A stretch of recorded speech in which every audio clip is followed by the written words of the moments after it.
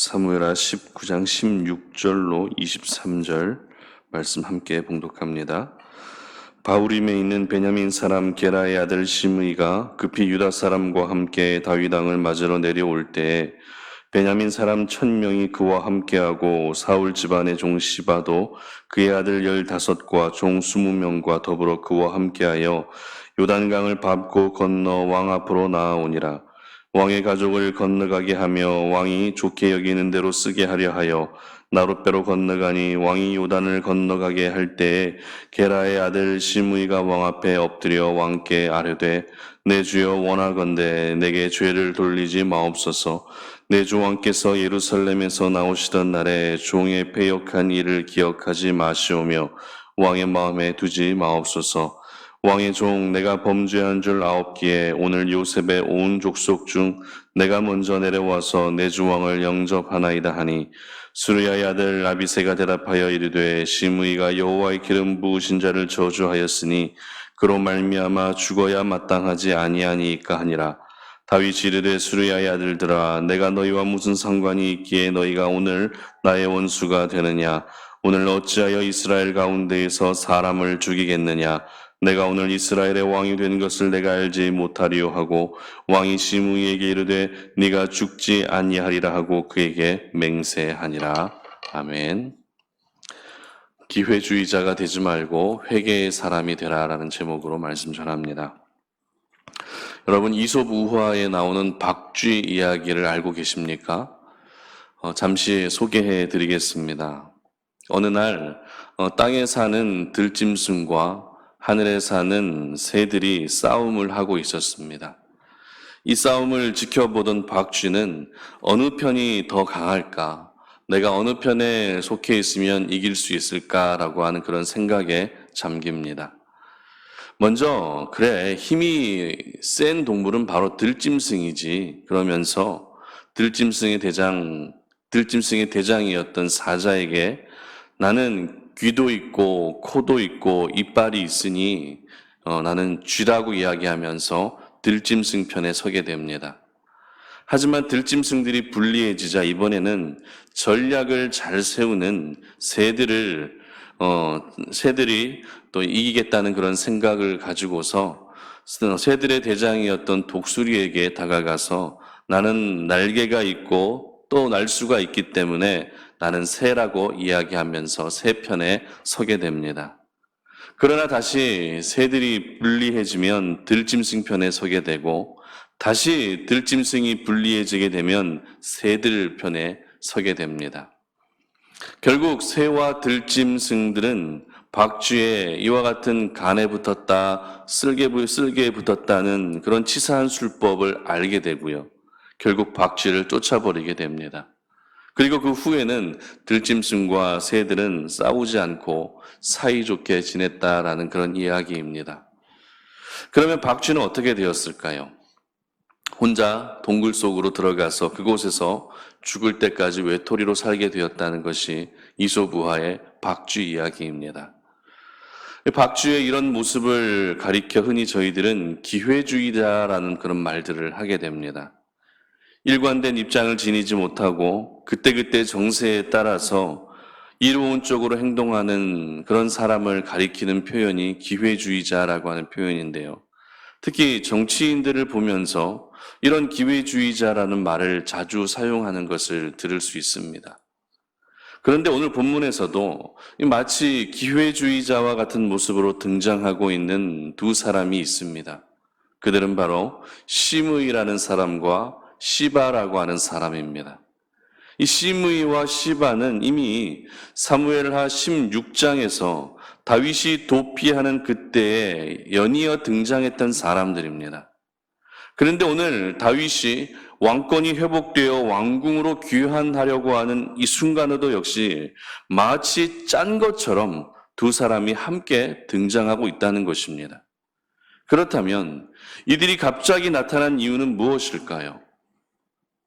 이전에 사무엘하 16장에서 이 두 사람이 나타났을 때는 시므이는 먼저 다윗을 저주하기 위해 나타났었고요. 그리고 시바는 다윗을 위하는 척하지만 주인 므비보셋의 재산을 얻기 위해 나타난 것이었습니다. 그리고 오늘은 이 시므이와 시바 모두 다윗의 귀환을 축하해 주기 위해 자신의 사람들을 데리고 나타났던 것이죠. 여러분은 오늘 이 시므이와 시바의 두 사람의 모습을 보면서 어떤 생각이 나십니까? 전에 나타났을 때에는 돌을 던지면서 저주했었고, 또 뇌물을 이용해서 주인의 재산을 가로채려고 했던 사람들이 오늘은 다윗의 승전을 축하하고 축복해 주기 위해서 이렇게 나타난 것은 전혀 일관성 없는 그들의 모습이다라는 것을 저희들은 알게 됩니다. 그러므로 오늘 시므이와 시바의 모습은 이솝 우화에 나오는 박쥐와 같이 기회주의자의 전형적인 모습을 보여주고 있는 것입니다. 여러분, 기회를 거꾸로 하면 뭐가 되죠? 회기가 됩니다. 회기는 돌아올 시기라고 하는 그런 의미입니다. 그런데 믿음 안에서 돌아오는 것을 가리켜 뭐라고 이야기합니까? 회개라고 이야기합니다. 그러므로 오늘 저희들은 이 시므이와 시바처럼 하나님 앞에서 기회주의자로 살아가는 것이 아니라 회개의 사람으로 살아야 한다는 것을 깨닫게 됩니다. 우리 주변에는 믿음을 가지고 있다고 하면서도 자녀들이 대학 입학할 때나 아니면 남편이 승진하는 그 타이밍이나 아니면 투자한 돈이 어떤 큰 수익을 올릴 수 있도록 그때만 하나님을 찾게 되는 마치 기회주의자의 신앙생활을 하는 사람처럼 그렇게 살아가는 사람들이 적지 않다는 것입니다. 그러나 우리가 오늘 이 아침에 기억해야 할 것은 우리가 어떤 마음의 자세로 하나님을 섬기고 찾고 있는지 그 중심을 우리 하나님은 모두 알고 계신다는 것입니다. 그러므로 더 이상 기회주의자의 믿음 생활을 하는 것이 아니라 회개의 사람으로 살아갈 수 있기를 주님의 이름으로 축복합니다. 오늘 저희들에게 주시는 영적 메시지를 함께 생각해 보도록 하겠습니다. 첫 번째는 형식적인 회개는 아무런 도움이 되지 못한다라는 것입니다. 19절 말씀 함께 읽습니다. 왕께 아뢰되 내 주여 원하건대 내게 죄를 돌리지 마옵소서. 내 주 왕께서 예루살렘에서 나오시던 날에 종의 패역한 일을 기억하지 마시오며 왕의 마음에 두지 마소서. 여러분, 어떤 범죄자가 자수를 하거나 아니면 자신이 지은 그 죄에 대해서 모두 인정하고 자백하게 되면 형벌이 감형되는 거 알고 계시죠? 정상 참작이라고 이렇게 이야기하잖아요. 그런데 이 정상 참작이라는 것을 이용하는 범죄자들도 있습니다. 자신에 대해서, 자신이 지은 죄에 대해서 진정으로 뉘우치는 마음이 없는데도 일단 조금이라도 가벼운 벌을 받기 위해 마음에도 없는 자백과 용서를 구하는 것이죠. 그리고 다시 사회에 나와서는 이전보다 더 악하고 잔인한 모습으로 범죄를 행하게 되면서 많은 사람들에게 공포와 두려움의 대상이 됩니다. 그런데 이와 같은 모습은 신앙 안에서도 빈번하게 일어나는 일입니다. 무슨 말입니까? 우리가 지은 죄에 대해서 하나님께 회개 기도는 하지만 그 회개가 진정성 있는 회개가 아니라 형식적인 회개로 나아갈 때가 있다는 것입니다. 그리고 이러한 형식적인 회개를 하고 나서 다시 그 죄를 여전히 반복하고 있고 더 심한 죄에 빠져 살아가는 경우도 있다는 것이죠. 오늘 본문에서도 형식적인 회개의 모습을 보이고 있는 시므이의 모습을 보게 됩니다. 서두에서 말씀드렸던 것처럼 시므이는 도망가고 있는 다윗을 향해서 돌을 던지며 저주했던 사람입니다. 그때 다윗의 옆에 있던 아비새가 저 시므이를 내가 당장 죽이겠다고, 저 시므이를 죽일 수 있게 허락해달라고 말할 정도로 다윗의 일행이었다면 굉장히 화가 날 수밖에 없는 상황이었죠. 그런 시므이가 오늘 다윗 앞에 엎드려 지난날의 잘못에 대해 용서를 구하고 있다는 것입니다. 그런데 시므이가 용서를 구하는 부분을 저희들은 잘 주목하고 집중해 분석해 볼 필요가 있는데요. 그는 먼저 다윗에게 어떻게 이야기합니까? 내게 죄를 돌리지 마옵소서라고 이렇게 이야기하고 있습니다. 여러분 잘 생각해 보십시오. 정말 잘못한 사람, 정말 자신이 지은 죄에 대해서 용서를 구하는 사람은 먼저 내가 지은 죄에 대한 대가와 처벌을 달게 받겠다고 말하는 것이 정상입니다. 그러나 시므이는 내게 죄를 돌리지 마옵소서라고 처음부터 말하고 있다는 것이죠. 그리고 이어서 모두 기억하지 말아달라고 이렇게 말하고 있다는 것입니다. 오늘 시므이가 다윗 왕 앞에 엎드린 것은 분명 지난날에 대한 사죄와 용서를 구하기 위한 모습이 맞습니다. 그러나 그가 하는 말은 모두 진정성 있는 회개가 아니라 형식적인 회개에 불과했던 것이죠. 이런 형식적인 회개의 모습으로 나아왔음에도 죽지 않은 것은 사실 기적입니다. 그러나 시므이의 이후에 그 훗날의 모습을 보게 되면 다윗은 솔로몬에게 시므이에 대한 유언을 남깁니다. 어떻게 해요? 저 시므이를 죽이라고 말이죠. 그리고 군사령관 브나야에게 시므이는 죽게 됩니다. 오늘 저희들은 이 시므이의 모습을 통해서 그 순간은 어떻게 살아가기 위해서 기회주의자의 모습으로 살아남을 수는 있었지만 결국에는 진정한 회개가 없는 형식적인 회개로 나아감으로 인해 그의 삶은 안타까운 최후를 맞이하고 비참한 최후를 맞이하게 되었다라는 것을 오늘 이 아침에 저희들은 기억할 수 있어야 됩니다. 여러분, 형식적인 회개는 우리의 삶에 아무런 도움이 되지 못합니다. 그리고 우리의 영성에도 전혀 도움이 되지 못합니다. 형식적으로라도 회개하면 하나님이 용서해 주신다는 것은 착각입니다. 형식적인 회개는 사망에 이르게 되지만 진정한 회개야말로 생명에 이르게 되는 것입니다. 진정한 회개는 자신이 지은 죄에 대해서 가슴 아파하는 것입니다. 뿐만 아니라 다시는 그 죄가 반복되지 않도록 하는 것이 진정한 회개의 사람인 것입니다. 그러므로 여러분 모두가 오늘 이 하루가 우리가 알게 모르게 짓는 모든 죄에 대해서도 형식적인 회개가 아닌 진정한 회개를 통해 하나님과 관계가 회복되어지는 그런 하루가 되시기를 주님의 이름으로 축복합니다. 두 번째는 회개의 사람은 감정에 치우치지 않는다라는 것입니다. 회개의 사람은 감정에 치우치지 않습니다. 23절입니다. 왕이 시므이에게 이르되 네가 죽지 아니하랴 하고 그에게 맹세하니라. 여러분 성경을 통해서 많은 하나님의 사람들이 하나님 앞에 회개하는 모습을 볼 수 있는데요. 그렇다면 그 중에서 여러분들이 생각하시기에 진정한 회개의 사람 하면 떠오르는 인물이 누구이십니까? 진정한 회개의 사람. 거의 대부분은 다윗의 모습을 떠오르실 것입니다. 다윗도 사람인지라 그의 삶 속에 여러 가지 죄를 짓기는 했습니다. 밧세바를 강제로 취하고 그의 남편 우리아를 죽게 하고 때로는 중요한 결정의 순간에 인간적인 방법, 세상의 방법들을 취하면서 살아갈 때도 있었습니다. 그런 다윗이었지만 하나님께서 다윗을 향해서 너는 내 마음에 합한 사람이다 라고 말씀하시죠.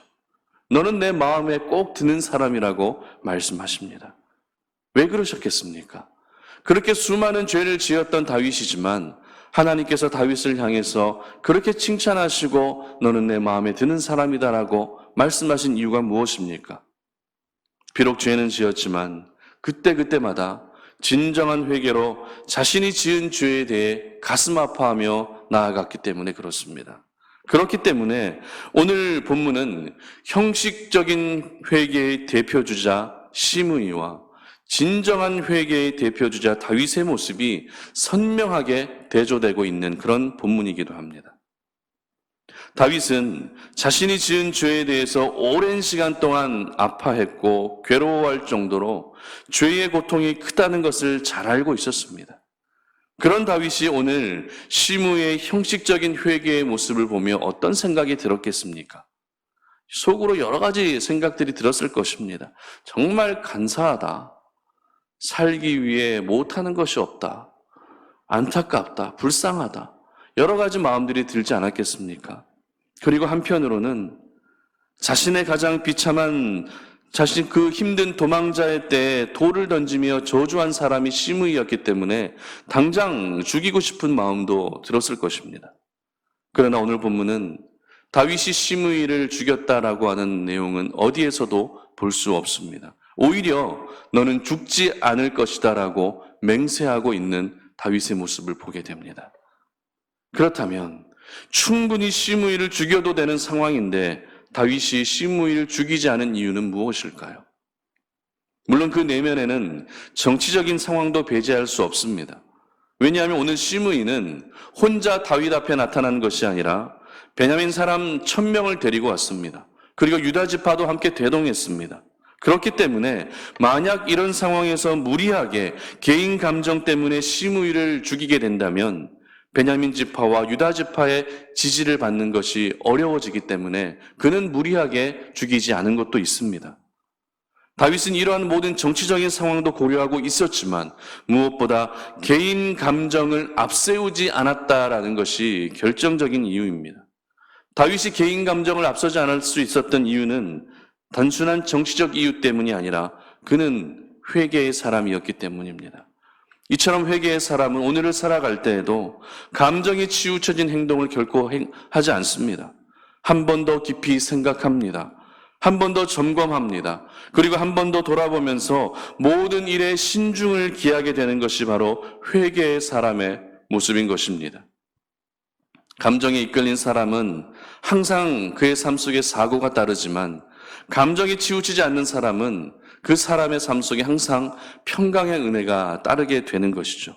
오늘도 저희들이 회개의 사람이 되어야 하는 이유는 바로 이것입니다. 오늘도 우리 삶 속에 감정을 다스리지 못해 일어나는 사건, 사고가 얼마나 많이 있습니까?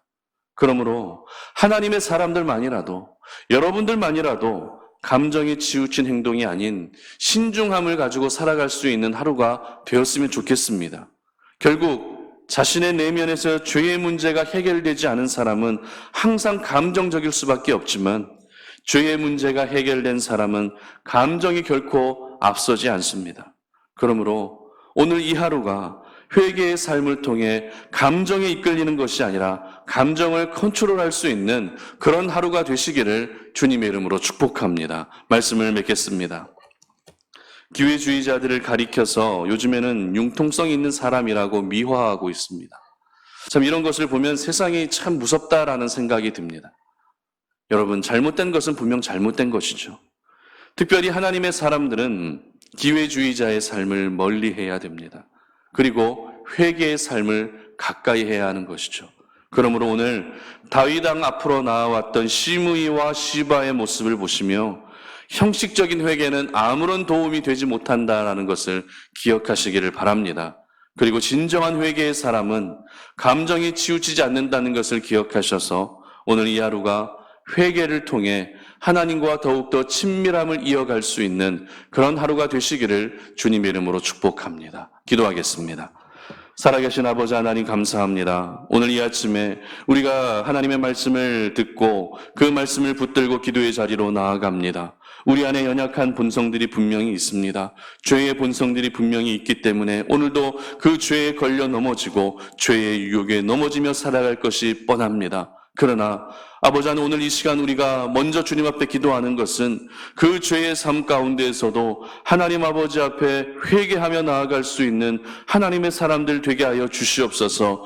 필요할 때만 하나님을 찾는 기회주의자의 인생을 중단하게 하시고 이제는 하나님 아버지 앞에 돌아와서 철저한 회개로 말미암아 우리 하나님과 더욱더 친밀함을 이어갈 수 있는 하루가 되게 하여 주시옵소서. 감사드리며 예수님의 이름으로 기도드립니다. 아멘.